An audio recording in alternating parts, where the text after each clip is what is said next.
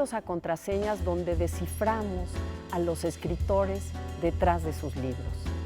Nuestro invitado de hoy nació en 1957, considera que la ciudad es su mayor neurosis, detesta la palabra certidumbre cuando escribe, pero cuando vive detesta aún más la palabra fanfarronería. Considera que los amigos son lo primero, el whisky lo segundo y el trabajo lo tercero, aunque últimamente ha cambiado el orden de las cosas. Fue un niño silencioso, un adolescente o un joven más bien vago, pero dice que la mejor edad es la edad madura. Adivinen quién es.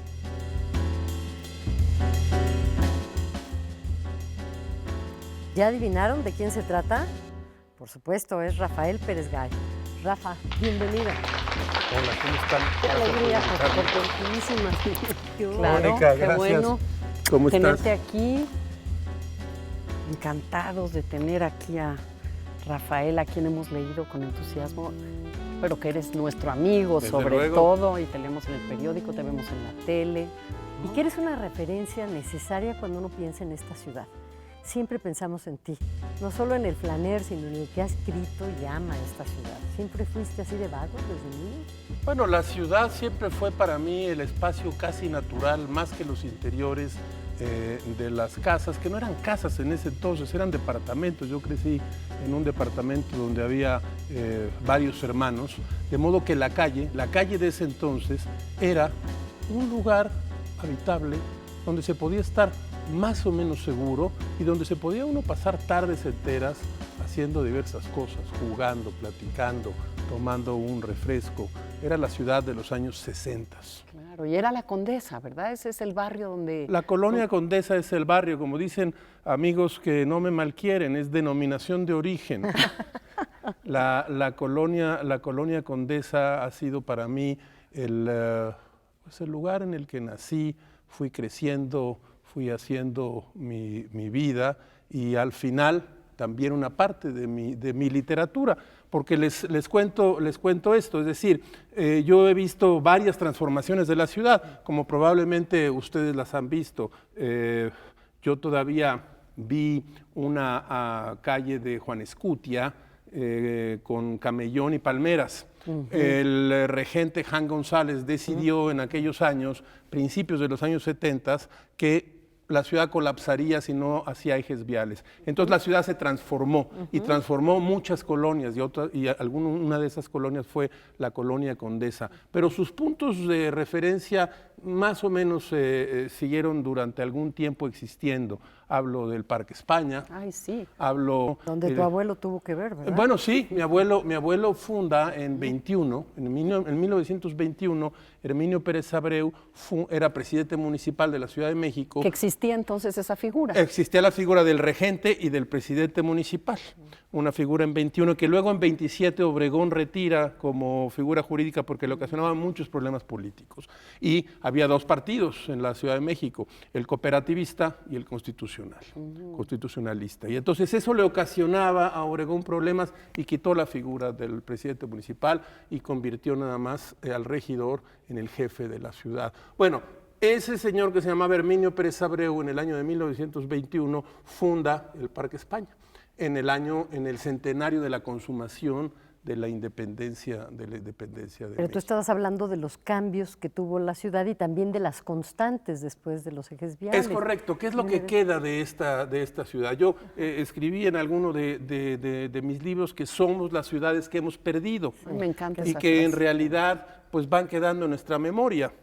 Y en mi memoria hay una colonia Condesa con el Cine de las Américas, Claro. que desapareció, con el Cine Estadio, que también desapareció, el Parque España, que sigue, que está cuidado, que está... ¿Te acuerdas de las chufas de estas ¿Cómo no? valencianas? Que Unas estaban señoras en Salamanca, ¿verdad? prácticamente esquina Que hacían...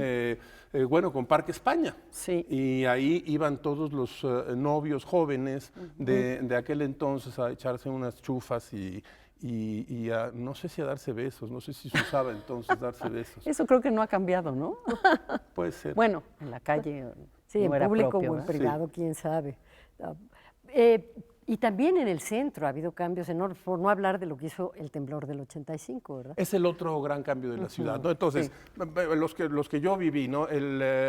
Los ejes viales, luego viene el temblor de 1985 que modifica, no toda la ciudad, pero sí la parte central, que además, para terminar con la ironía, era el centro de los poderes federales, es decir, se cae una parte central del poder de la Ciudad de México. Y el centro, perdón que te interrumpa, pero tú ibas de paseo con tu padre al centro, Sí, ¿no? sí, yo viví el centro como una parte fundamental de mi infancia, porque mi padre tuvo una tienda de ropa, tuvo una ropa muy exclusiva. Nunca lo dudamos, claro. Tuvo una tienda de ropa, tuvo oficinas en el centro. De hecho, no solo mi padre, en realidad, si tú querías tener una oficina que importara, tenías que estar en el centro de la ciudad y ya después, un poquito después, en una parte de Reforma. Reforma, digamos, desde Avenida Juárez hasta lo que era la Diana. Y yo caminaba, mi padre me llevaba a caminar por el centro de la ciudad cuando yo tenía 10 o 11 años, cuando en San Juan de Letrán, que era la gran Vía Blanca, y la gente se ponía elegante, ¿no? Elegante para caminar por San Juan de Letrán. Sí. Y mi padre me llevaba a caminar, todavía tengo un par de fotos, porque recordarán ustedes son muy jóvenes, no lo pueden recordar, pero había fotógrafos ambulantes que te tomaban la foto, te daban un vale y tú ibas y recogías la fotografía, y yo tengo todavía un par de fotos caminando con mi padre por En el momento así como Sí, dando el paso, sí. ¿verdad? Son muy bonitas. Sí. Es una de esas cosas que desaparecieron del centro de la Ciudad de México. No es whisky como te hubiera gustado. Bueno, eso es un sí. tequila, no está mal. Ese centro de la ciudad también desapareció. ¿Por qué? Porque las calles se fueron convirtiendo poco a poco en centros de las tribus políticas que las tomaron. Y un poco desapareció la idea del centro como un lugar exclusivo. Es normal que así haya sucedido. Sucedió 2 veces en el centro de la ciudad. La primera, digo yo, es en el año, no sé, debe ser 1901, cuando la élite porfiriana decide cambiarse, porque todos vivían, Porfirio Díaz vivía en Mesones, Ibli Mantur vivía en Juárez, toda la élite de los eminentes porfirianos vivían en el centro. El centro empieza a volverse una zona popular y entonces ellos deciden salirse del centro, y es por eso que tenemos colonias como la Juárez, la Condesa, la Roma, que era, bueno, la vieja hacienda de La Teja, los terrenos de los potreros de Romita, y entonces salen y permiten que el centro se convierta en una zona mucho más popular. ¿Sabes por qué comercial. sabe todo esto, Rafael? Sí, sé que además se mete archivos, que su fascinación es leer la prensa del siglo XIX, no solo la prensa, ¿verdad? Libros sobre el siglo XIX, pero es que quiero volver un segundo a esta época de la que estás hablando, porfiriana del centro, porque también en los cafés se reunían los escritores y los poetas, ¿no? Era una época en la que ahí se hacía la poesía también. Ahí se hacía la poesía, Nervo, se hacía un poco Tablada. la grilla y se hacía un poco la intriga, Sí. y en los cafés del centro. Había, bueno, el gran café central era el Café de la Concordia, que estaba en la esquina de Isabela Católica y Bolívar, no sé, no quiero equivocarme. Y en la Concordia es un café que duró, como ustedes saben, muchos años.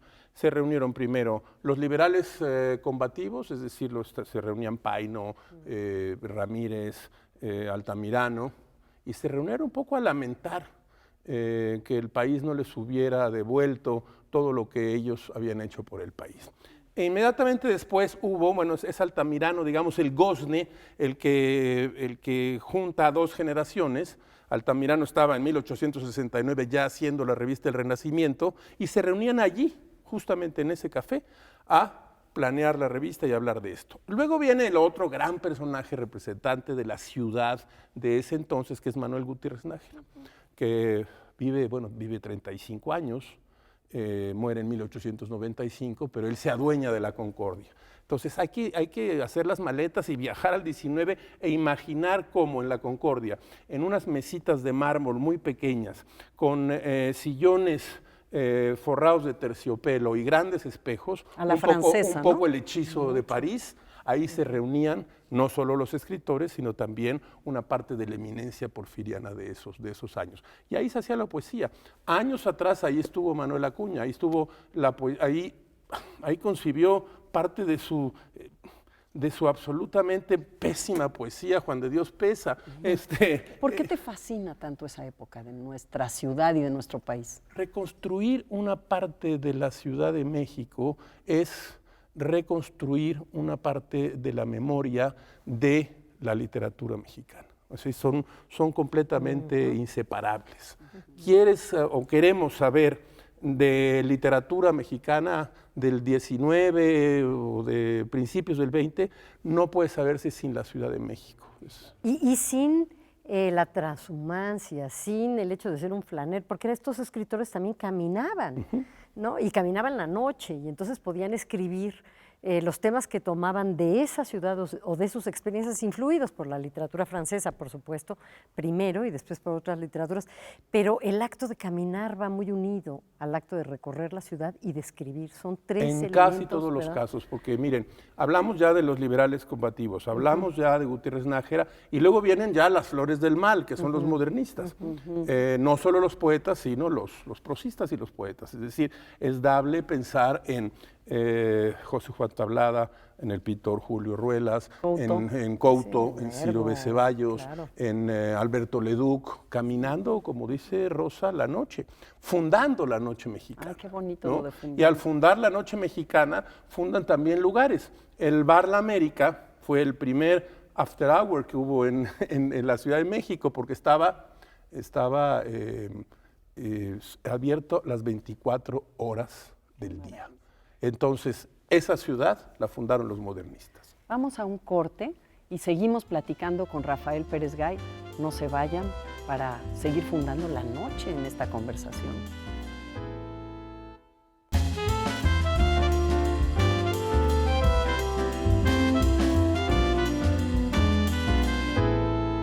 Bueno, ahora volvemos aquí a Contraseñas y yo les voy a preguntar tanto a Rosa Beltrán como a Mónica Lavín algo, porque como ustedes saben muy bien, ellas son dos escritoras mexicanas muy importantes, que no desconocen la historia de la Ciudad de México y la historia de México. Tú conoces muy bien a Sor Juana y tú conoces muy bien una época de una novela que a mí me gusta mucho, que es La Corte de los Ilusos. Gracias. ¿Por qué la historia en la literatura? Bueno, en mi caso fue algo casi natural.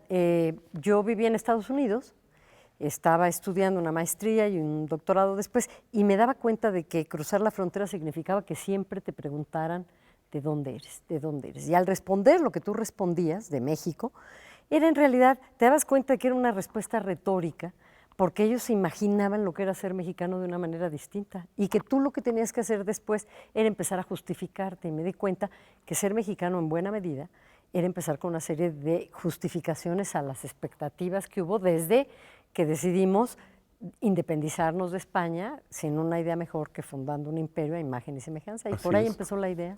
Fíjate que yo creo que lo de Sor Juana, yo la peor también tiene que ver mucho con la pertenencia, ¿no? También la pertenencia como mujer. Tratar de entender quiénes somos ahora las que escribimos a partir de Sor Juana en una época tan maravillosa como el barroco, como la fundación de la mexicanidad, yo creo. Yo creo que ahí era el crisol, este mestizaje y este romper los silencios y manifestar una mirada, que finalmente es lo que hacemos, y los que escribimos, y queremos ver de dónde venimos, ¿no? Bueno, dicen una cosa, nos unen a los tres esto. A ver si están ustedes de acuerdo. ¿Por qué los temas mexicanos y no otros que escritores muy importantes han trabajado en México? Ahí me pregunto yo si una pregunta, no tanto sobre la identidad mexicana, sino sobre uno mismo, de dónde vengo, de dónde vengo y a dónde voy. Por lo menos es lo que a mí me ocurre muchas veces que estoy o leyendo un periódico del siglo XIX o leyendo obsesivamente algún momento de Gutiérrez Nájera, de Tablada. ¿De dónde vengo? ¿O no vengo de ningún lado? ¿Hay una tradición? ¿Venimos de una tradición? ¿O no pertenecemos a ninguna tradición? Eso no quiere decir que no abras ventanas al mundo y te vuelvas un gran conocedor de muchas literaturas, pero al final uno vuelve a una pregunta esencial: ¿de dónde vengo y quién soy? ¿Qué quieres Es que me decir? parece muy interesante algo que tú has manifestado que tiene que ver en tu búsqueda, también en este abrir ventanas, cómo escribir una novela como la que escribiste de tus padres, que ahorita porque nos acompañan los muertos, que es un gran título, y El cerebro de mi hermano. La habías empezado a escribir en tercera y cambiaste a la primera persona. Sí. ¿Y cómo eso significó una manera de poder hacerlo, de poder comprender y nombrar las cosas? Claro, ¿no? una otra manera de decir de dónde vengo y quién soy. Bueno, esa es la pregunta fundamental, que lo he platicado con Rosa, también contigo, Mónica. Es decir, yo esta novela, Nos acompañan los muertos, estaba toda escrita en tercera persona y los nombres eran unos nombres, era un Ramírez y era un Sánchez, y llevaba yo, pues no sé, 50, 70 cuartillas, ya no son cuartillas, ahora son golpes o como se llamen, o palabras. Bueno, y me di cuenta de que sonaba, o a mí me sonaba, completamente artificial. Entonces dije, prefiero buscarme a mí mismo, tratar de revelar una parte de mí y entonces poner los nombres reales de quienes están aquí, que en este caso son los nombres de mis padres. Y el narrador, que yo soy yo mismo, el narrador va hablando en primera persona. Claro. Y es la historia cercana, ¿no? Tu historia, es tu historia. Todos partimos de nuestra primera historia, aunque no la contemos. Y siempre está presente cuando escribimos. Escribamos de Maximiliano, escribamos de Sor Juana o escribamos de José Juan Tablada y Amado Nervo. Siempre atrás de eso está una pregunta de ¿quién soy? Pero, Rafa, hay una actitud distinta entre pensarnos a partir de ese origen, que es inevitable, como dices tú, es cierto, y creo que está presente todo el tiempo, no solo en el diván del psicoanalista, y escribirlo, porque en el acto de escribirlo hay una suerte de pudor que tenemos que vencer. Sí, claro. ¿Te acompañan los muertos y seguramente lo escribes porque están muertos? ¿O tú crees que lo hubieras escrito de todas maneras y publicado estando ellos vivos? No lo creo, ¿sabes? No lo creo. Yo empecé el libro cuando mis padres vivían y les dije, voy a hacer un libro de sus vidas o de parte de sus vidas. Y charlaba con ellos, había un método, digamos, casi periodístico. No los grabé, pero platicaba con ellos y al salir tomaba notas cuando terminaba los domingos de charlar con mis padres. Pero sí tiene que haber este requerimiento, ¿no? Que hayan desaparecido probablemente los personajes para poder decir algunas cosas que en vida de ellos quizás no podrías decir, aunque pensándolo bien sí lo hubiera hecho, pero no lo sé, no lo probablemente hubiera salido de otro modo, porque a lo que me refiero es al hecho de que siempre hay una mirada que está presente, muy presente, cuando el personaje del que estás escribiendo está vivo. Ya sé que puedes estar escribiendo de ti y vas a estar inevitablemente presente, pero te das una licencia de pronto. Es que, además de la belleza de la escritura, estás calando muy hondo, estás diciendo lo que muchos de nosotros estamos pensando y hemos pensado sobre nuestros padres. Hay una mirada compasiva, pero también hay una mirada incisiva. Sí. A mí me parece que cuando uno escribe, hay un momento en el cual tiene que pasar una frontera, alguna. Si no pasas esa frontera, pero no me refiero a que estés escribiendo de tu familia, ni de ni una historia de amor, cualquier tema que sea, hay que pasar una frontera, y esa frontera hay que pasarla, y eso es un riesgo y una audacia, porque puede resultar bien o puedes equivocarte, es un match point, digamos. Sí. La pelotita cae del otro lado o cae de esta. Pero lo que nadie te reprochará, Mónica, Rosa, se mantuvo siempre en una zona ahora de confort. De confort, ¿no? Sí. Exactamente. Sí. Oye, Rafa, y a ver, cuéntanos, ¿cómo escribes? O sea, ¿tú eres mañanero, es la noche? ¿Cómo es tu ritual de escritura? Hablando de los espacios de la ciudad, ¿es en tu estudio o es en un café? Hay épocas, como ustedes saben. Durante mucho tiempo escribí en la noche. Me parecía que la noche era el lugar ideal para escribir. Terminaba a las 3 o 4 de la mañana. Luego pasa el tiempo y pasan los años y entonces me volví completamente, ¿qué digo? Mañanero, desmañanado. Es decir, hoy en día escribo temprano, como hago periodismo, tengo que dividir el día, y mucho periodismo, demasiado periodismo. Y además es donde te formaste, por otro lado. Ah, sí, nos claro, cuentas. desde luego. Sí. Eso es muy importante. Yo no escribo, mi decisión para escribir no fue en ningún sentido artística. Mi decisión para escribir fue periodística y porque un papá hablaba muchísimo en el desayuno. Pero bueno. Qué bien. Sí, eso es Así la verdad. pasan las cosas, Eso ¿no? es la verdad. Y entonces yo quería huir y dije, esto podría llegar un día a ser una historia. Bueno, entonces escribo por las mañanas y luego ya con los años ahora tengo un estudio en donde me intento aislarme, donde no hay un teléfono y escribo ahí ficción, escribo ahí novela. Uno tiene rituales para escribir. No sé, son esos pequeños asideros, porque siempre es difícil pasar de esa frontera de vivir lo real a entrar a esa otra frontera de vivir lo más real, lo que realmente nos importa, ¿no? Sí. Pero entonces nos ayudamos de distintos rituales que a lo mejor van cambiando con el tiempo. ¿Tú tienes algunos? Yo tuve tantos que me traté de deshacerme de todos ellos. Perder porque ciudades eran y perder apegos, ¿no? rituales. eran apegos que me quitaban tiempo. Yo creo que dejé de escribir por lo menos un libro por todos estos rituales. ¿Por qué? A ver. Bueno, yo fumé mucho tiempo.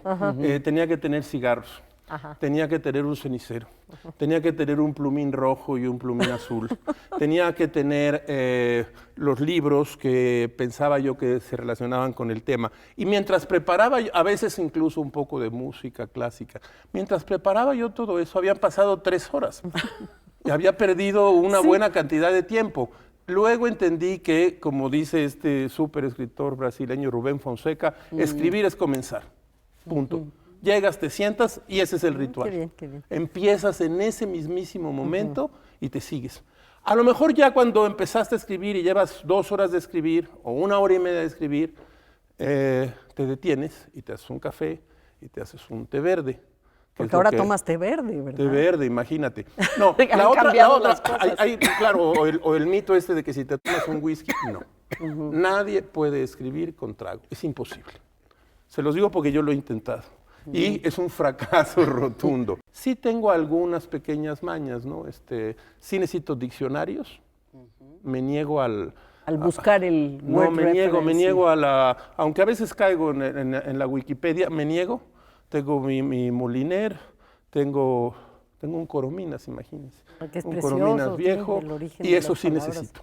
Porque me parece que durante el tiempo en el cual uno escribe, debe buscar al menos el sentido y el significado de unas 6 palabras.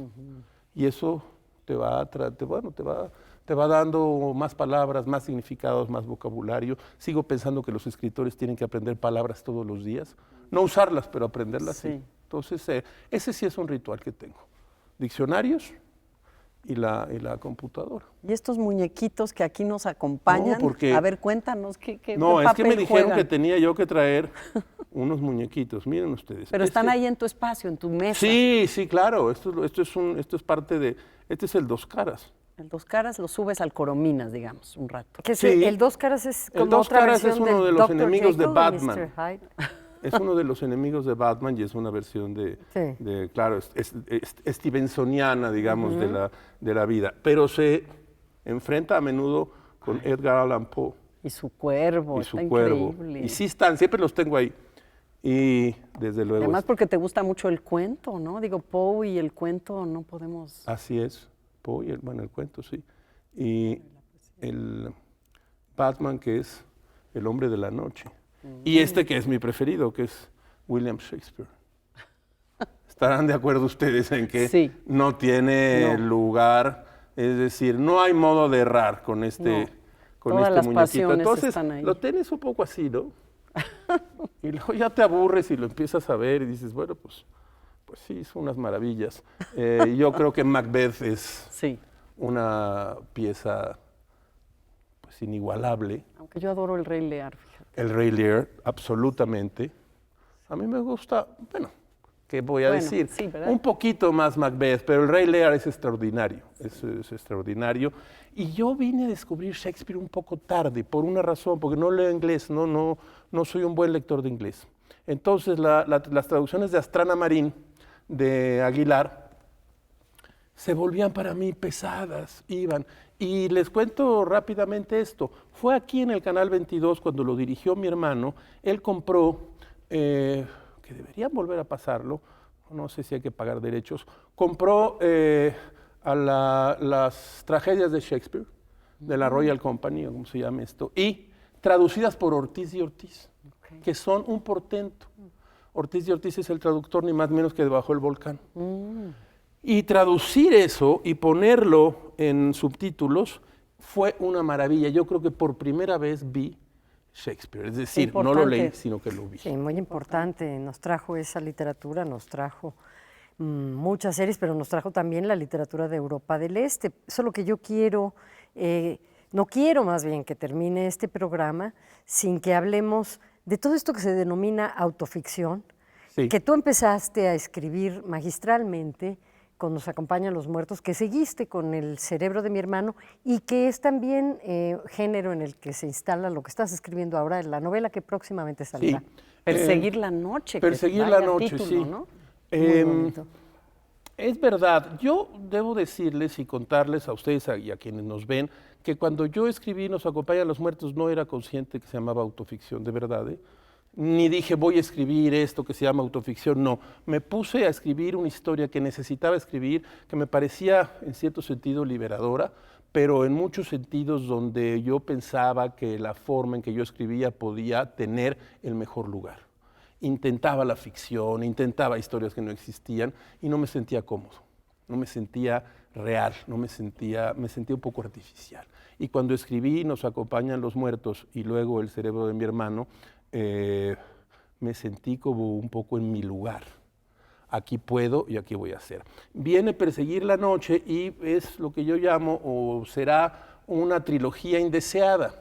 Porque, bueno, yo no habría querido escribir El cerebro de mi hermano, es obvio, porque es la historia de la enfermedad penosa y muerte de José María Pérez Gay, pero tampoco podía dejar de escribir eso. Sí. Y yo decía, tengo que escribir una historia sobre mi hermano, breve, que tenga que ver conmigo y con mi familia. Pues vamos a estar muy, muy atentos todos, ¿verdad, Rosa? A Perseguir la noche, porque te hemos leído con muchísimo entusiasmo, hemos gozado y hablado de tus libros, Rosa y yo, y de esta primera persona que como un ejemplo para algo que también nosotros quisiéramos tocar, pero Perseguir la noche, pues será...